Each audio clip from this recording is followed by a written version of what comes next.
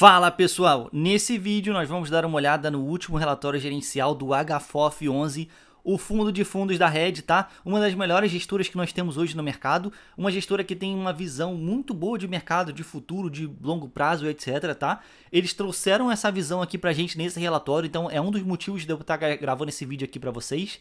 Então esse vídeo, além de a gente falar do HFOF, nós vamos falar meio que do mercado de fundos imobiliários, assim, globalmente, né? Falando de todos os fundos, assim, em geral. Então esse fundo passa bastante essa visão aqui pra gente. Tem muitos gráficos aqui muito interessantes que eu não cheguei a falar em nenhum outro vídeo aqui. Então fica aí até o final, tenho certeza que esse vídeo aqui, mesmo que você não invista nesse fundo, que você não gosta desse fundo, eu tenho certeza que esse vídeo aqui vai te agregar bastante, tá bom?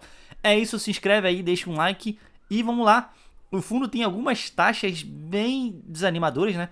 0,60% ao ano e taxa de performance do que excedeu o IFIX. Esse fundo não excedeu o IFIX aí nesse último semestre, infelizmente, mas eu sei que já teve semestre que excedeu e tiveram que pagar, etc, tá? Então é uma taxa assim, pequena de administração, mas é uma taxa de performance que não faz muito sentido, tá? Então, enfim, é isso aí que nós temos para hoje. Valor de mercado de 1,83 bilhões de reais, então é um fundo grande pra caramba já, e 77 mil cotistas, tá? Aqui tem bastante coisa, a Red gosta de botar uma visão deles do mercado, né? Então eu vou pular isso aqui, vou mostrar mais ou menos só o importante aqui pra gente, tá? Aqui eles colocaram pra gente aqui um gráfico mais ou menos de como é que foi montado esse valor aqui de patrimonial de 81 e 84. Então a cota inicial aqui foi de 80 a 88 reais, 80 reais e 88 centavos. Meio que, sei lá, um ano atrás, eu acho que eles não colocaram aqui, um ano atrás, em janeiro de 2023, tá? E aqui é dezembro de 2023. Aí, como é que foi aqui para chegar nesse valor aqui de 81 de patrimonial? Eles ganharam dinheiro aqui com valorização de cota de CRI, de renda urbana, shopping, logístico, fundos, né? Outros corporativos, eles perderam bastante, né? Então, entenda corporativo como lajes corporativas.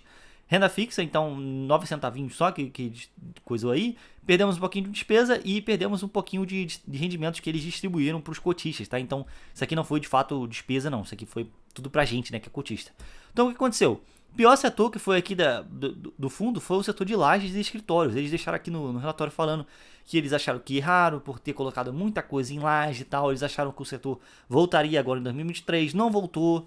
Pode ser que ele volte agora em 2024 e tal, mas eles entenderam que essa alocação grande no setor corporativo de lajes corporativos não fez sentido para o fundo e teve esse prejuízo aqui em cota patrimonial, tá? Isso aqui não foi um prejuízo executado, tá, pessoal? Então, quando o valor das cotas voltarem, aí o fundo vai ter um lucro e tal, mas por enquanto é meio que um prejuízo não contábil, né? Então é um prejuízo aqui que vai para o valor patrimonial da cota, tá? Então é só para vocês entenderem aqui como é que o fundo meio que acertou praticamente em todos os setores e errou no setor de laje, né? Então é isso aí que eu queria falar aqui para vocês, tá? Aqui eles colocam pra gente os fundamentos das principais alocações do fundo. Então temos vários fundos aqui que é da própria Red, HLOG, HGBS, HREC, esse H também é da Red, tá? Então eles colocam aqui mais ou menos o racional para eles terem alocado nesses fundos. Então eles colocam aqui, ó, o racional do preço descontado em relação aos valores dos laudos de avaliação de reposição de imóvel. Então eles falam, ó, esse fundo aqui HLOG está 27% abaixo do valor patrimonial, o valor de mercado está 27% abaixo do valor patrimonial. No HGBS mesma coisa, 2% de desconto e tal, mas eles acham que o setor de laje ainda vai crescer muito e tal. E esse aqui foi o tanto que o fundo lucrou com as cotas aqui em 2023, tá? Então, mais 33% aqui no HGBS, que é um fundo top, né? A gente já fala aqui direto aqui no canal. HREC também, já falamos aqui no canal, mais 25%. Esse TVRI, nós vamos falar sobre ele aí qualquer dia, tá, pessoal? Eu tô para gravar um vídeo desse fundo aqui, super interessante também.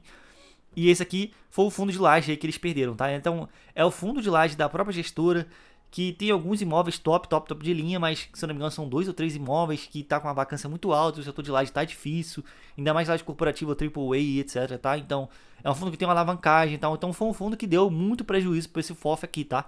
Infelizmente, mas FOF é isso mesmo, gente, tem ano que o FOF vai bem, tem ano que o FOF vai mal, enfim, né? Tem ano que o FOF vai ótimo, depende muito do mercado também, não só o mercado do setor ali da cota que ele tem em carteira, mas o mercado de fundos imobiliários em geral, tá? Então aqui eles tiveram uma desvalorização da cota e uma desvalorização também do rendimento que eles poderiam receber com isso aqui, tá? Bem interessante isso aqui, tá, pessoal? Depois dá uma lida aí, quem puder, dá uma olhada aí no relatório, tá? Bem legal, tá? Aqui movimentações do mês de dezembro, eles movimentaram aí 47 milhões de reais, compraram 15 milhões e venderam 32 milhões, tá? Então eles venderam mais do que compraram esse mês. Aí eles colocaram aqui algumas das coisas que eles gostaram de fazer. Então, eles compraram bastante MGFF, tá? Então, eles alocaram bastante coisa aqui. Eles compraram esse MGFF aqui, pra quem é membro do canal já tá ligado no que eu tô falando. Eles compraram MGFF porque quando o MGFF incorporar no VGHF vai ter um ganho de capital ali interessante. Então, a gestão achou legal eles comprarem MGFF para ganhar cotas de VGHF, que é um fundo base 10 aí, muito mais negociado, que paga um pouco mais, etc, tá? Então, eles meio que vão fazer esse ganho de capital aqui com o fundo aqui de fundos da Mogri. Então, legal, gostei dessa posição aqui da gestora. Venderam aí CPSH, que é o fundo lá de shopping da Capitânia, que até agora não tá indo pra frente, né? E venderam o TRXF também, que é um fundo que eles acreditam aí que já tava muito caro e tal, e eles venderam pra conseguir comprar mais MGFF aqui em cima, tá? Aí, entre essas movimentações, eles venderam também XPML e BROF, né? Então, foram meio que dois fundos que eles compraram e venderam quando teve aquela atualização lá no ETF gringo, né? Então, tipo, XPML, o ETF comprou a valores estratosféricos, né? 120 e pouco. BROF vendeu muito baixo e tal, então o fundo conseguiu comprar e vender aí quando teve essa atualização aí do ETF e tiveram bastante ganho de capital, tá? Então foi bem interessante aqui pra gente, tá? Então, vocês podem ver aqui, ó, o fundo em relação à primeira emissão, ele tá perdendo do IFIX, ó. Então E, cara, provavelmente é a questão daquele Red AAA lá, que é o fundo de laje da Red, que tá dando problema pra caramba, tá? Aqui eles mostram um gráfico pra gente que mostra como o fundo, como que o HFOF tá meio que dependendo menos de ganho de capital. Então, eles não precisam ficar vendendo e comprando cotas de fundos imobiliários o tempo todo para gerar resultado pra gente, né? Então, esse azul aqui mais escuro representa o resultado do fundo que ele recebeu de dividendo das cotas que ele tem em carteira. Então, como vocês podem ver aqui, do primeiro semestre de 2021 até agora, foi praticamente todo o resultado do fundo, né? Então ele tá girando pouco a carteira, mais ou menos as posições que ele tem, ele meio que não vende, porque são posições que ele comprou, sei lá, em emissão, comprou, sei lá, acima do VP, algo do tipo, e agora como as cotas estão tudo para baixo, agora que a gente tá no mercado meio que de baixa, eles preferem não vender e ter prejuízo, etc, tá? Então eles meio que não conseguem movimentar essas posições, tá?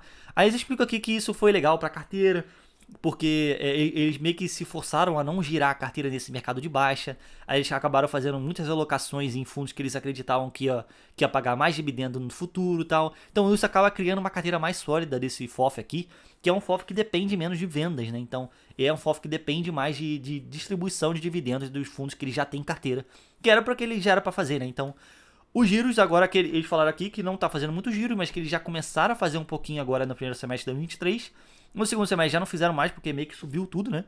Mas que eles acreditam que no mercado aí de alta, esses giros vão começar a acontecer mais, porque vai rolar emissão, né? Eles vão conseguir entrar em emissão, depois vender um pouco mais caro, etc, tá? Eles vão conseguir fazer esses ganhos de capital, que eles não estão conseguindo fazer agora por conta do mercado de baixa, tá?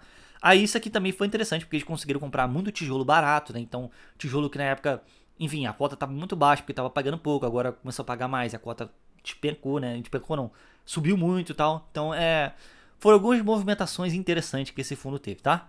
Daqui para baixo a gente já vai começar a falar do que eu disse lá para vocês, a Red meio que tentando passar a visão deles do mercado. Então, a Red meio que dando um review aqui no mercado de FOFs, de fundos imobiliários, né, no geral. Então, quem quiser dar uma lida, pessoal, dá uma baixada aí no relatório, tá? Entra no Clube da FI, etc, dá uma olhada aí.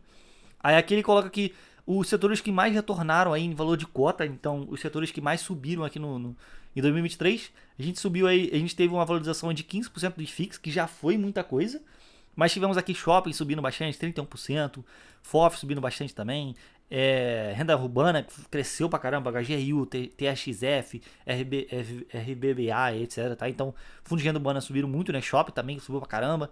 Logístico subiu um pouquinho, corporativo, lajes corporativas, né? Então, a Red errou só no fundo, né? Porque o setor em si subiu e o setor de CRI subiu um pouquinho também. Então, eles mostram aqui pra gente quais foram os 3 setores que mais subiram aí em relação ao valor de cota, preço de cota em 2023, tá?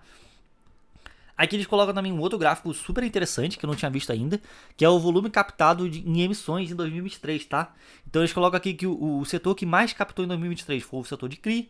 Aí veio depois logística, shopping, corporativo, que é laje corporativa, né? Renda urbana e outros, né? Então foram captados aí 26,5 bilhões de reais, então 26 bi entraram aí em 2023 pro mercado de fundos imobiliários. Então olha como o mercado cresceu pra caramba, né? E ainda temos aqui 10 bi de ofertas em pipeline, então ofertas que ainda estão acontecendo ou que tá passando aí por como que eu posso dizer, por análise ainda de CVM, etc, tá? Como vocês podem ver aqui, ó, setor de desenvolvimento voltando com força, né, nesse 2024, né? Vamos ver o que vai acontecer, se vai aparecer muitos fundos e tal, porque a gente já tá há um tempão sem ver nada por conta dos juros altos, né? Então, a gente fica meio que sem ver coisa nesses setores aí. Tô bem ansioso, tá, pessoal? E talvez volte aí os FOFs também a emitir, né? Que aqui não emitiram nada, né? Então, vamos acompanhar aí. Aqui ele mostra como é que foi a liquidez aí dos fundos imobiliários nesse ano de 2023. Então, foi um ano de máximas históricas, muitos recordes, né? Como você pode ver aqui. Do segundo trimestre de 2020 para o quarto trimestre de 2023, quase que dobrou a liquidez. Então, isso aqui é liquidez diária, tá, pessoal? Então, olha que loucura. 291 bilhões foram negociados aí no quarto trimestre de 2023, tá? Então, diariamente, né? 291 bilhões de reais diariamente. Então, é bastante dinheiro. A liquidez dos fundos imobiliários aí cada vez melhor pra gente, né? Isso é muito bom. Esse ano de 2023 foi afetado por conta disso, por conta dos ETFs, né? Então, teve lá o ETF que vendeu XPML, teve o ETF que vendeu HGLG, etc, tá? Então, o ETF, como ele tem muita coisa alocada, ele meio que vende grandes posições num dia só e tal. Então, isso meio que ajudou aqui o 2023 a ter essa liquidez estrondosa aqui, né? Então, foi bem interessante. Aqui ele coloca aqui mais ou menos o risco versus retorno de alguns ativos, né? Então CDI, dólar, IFIX, IBOV, e aqui eu acredito que seja imobiliário, ele colocou aqui IMOB. Pode ser o IMOB 5 também, né? Não, IMAB 5, sei lá como é que... Mas eu acho que é imobiliário, tá, pessoal? Então vocês podem ver aqui, ó, o IFIX tá aqui no volatilidade, né? Então ele é pouco volátil, né? Então vocês podem ver aqui, quase tá entre 10% e 5%.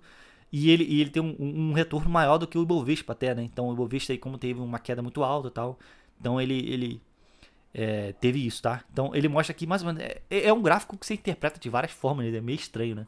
Então ele mostra aqui, ó, aqui de uma forma melhor, né? Numa tabela, 2023 o IFIX subiu 4,58 e o Ibov 17 e pouco, mas o Ibov é um pouco mais sensível, né? Ele é mais volátil, etc. Então você pode enxergar de várias formas isso aqui, tá? Então, 2020, o IFIX subiu 20%, o Ibov subiu 45%, etc, tá? O Ibov tá sempre subindo, mas, porra, como é que tu vai acertar, né? Aí agora a gente já tá falando do HFOF, tá, pessoal? Voltamos aqui. Eu coloquei isso aqui em cima pra gente não se perder, tá? Aqui como é que tá a carteira do fundo, né? Então, praticamente tudo investido em fundos imobiliários, não é um fundo que tem outras coisas, né? Tudo fundo imobiliário, tem 1% só em renda fixa, que deve ser o caixa dele. Aí aqui como é que tá a estratégia de alocação? Como a gente já disse lá em cima, é um fundo focadão em dividendos, né? Ele não tá comprando muita coisa para ganho de capital, não. Aí tem aqui mais ou menos que é um misto, né? Renda e ganho, né? Então são fundos que eles podem vender e se valorizar muito, mas que é um fundo que eles compraram com uma ideia de renda e tal. Então focado em dividendos, né? E tem só 15% da carteira aí voltado para ganho de capital, tá? Aqui como ele faz meio que uma comparação do HFOF com o IFIX em relacionado aos setores, né? Então o setor de laje corporativa, ele mostra que o HFOF é esse azul mais escuro aqui. Ele mostra que tem, sei lá, o dobro de fundos que tem no IFIX, tá? Então, 22% de alocação aqui em laje, no IFIX só tem 11%. Aí CRI, aqui ele tem 21%, no IFIX tem 40%, então ele tem metade do IFIX. A logística está empatada praticamente, rede urbana ele tem 3 vezes mais do que o IFIX. Shopping ele tem mais do que o IFIX também. Aqui ele tem metade, aqui tem metade, tá? Então ele mostra aqui, bem que uma forma de você ver a diferença do HFOF pro IFIX, né? Então legal, é uma visão legal também. Aqui falando da carteira do fundo, temos poucas coisas, né? Muitos fundos da própria casa, né? Como vocês podem ver, HREG, GBS, HLOG, etc. Muitos fundos encrencadinhos, tipo HLOG, aquele Red AAA lá, esse aqui, é um fundo encrencadinho pra caramba também. Não são fundos tranqueiras, tá, pessoal? Mas fundos que estão passando por situações difíceis no momento, tá? Então você meio que tem que aceitar, porque esse fundo aqui meio que investe mesmo em ativos da própria casa. E tudo bem, tá, pessoal? Porque quem investe em Red gosta da Red, tá? Então é isso, tá? Temos aqui a HSML também, como eu já disse para vocês lá no vídeo do CAFOF.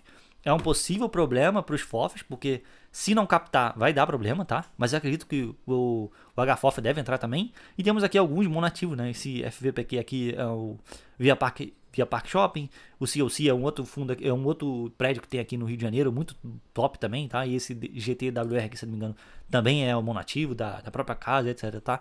Então temos aí algumas concentrações, né? 4 fundos aí acima de 9% e um aqui com 12%, que é esse HLOG. E é isso, tá? Não tem muito o que dizer aqui. Não é uma carteira que me agrada muito não, pessoal. Eles não... Como a gente já disse ali em cima, eles não costumam girar e tal. Então é um fundo bem suave, né? Você compra e fica bem... Tipo, vamos deixar isso aí pra gestora tomar conta, né? Não é um fundo que você precisa acompanhar muito, é um fundo bem paradão, tá? Então, aqui falando de DRE rapidamente, já pra gente encerrar o vídeo, tivemos aí um total de receita de 15 milhões de reais e um total de despesa de 1,5 milhão, representando aí 10% de despesa frente à receita do fundo, tá? Para um FOF que não faz muito giro, tá dentro, tá? Não tá gastando muito, não tá gastando pouco, etc. Tá meio que dentro aí do padrão aí do mercado de 10, 15%. E aqui ele mostra aqui mais ou menos como é que tá destrinchado aqui o resultado do fundo nesse mês de dezembro de 2023.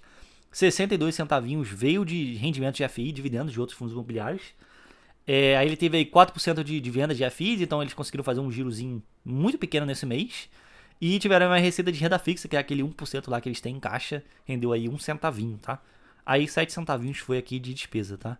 Então como vocês podem ver, é um fundo que depende pouco de não recorrente, né, de venda de FIs. É um fundo que mantém o resultado dele assim. Então vamos ver aí se no mercado de alta vocês vão fazer muitos giros.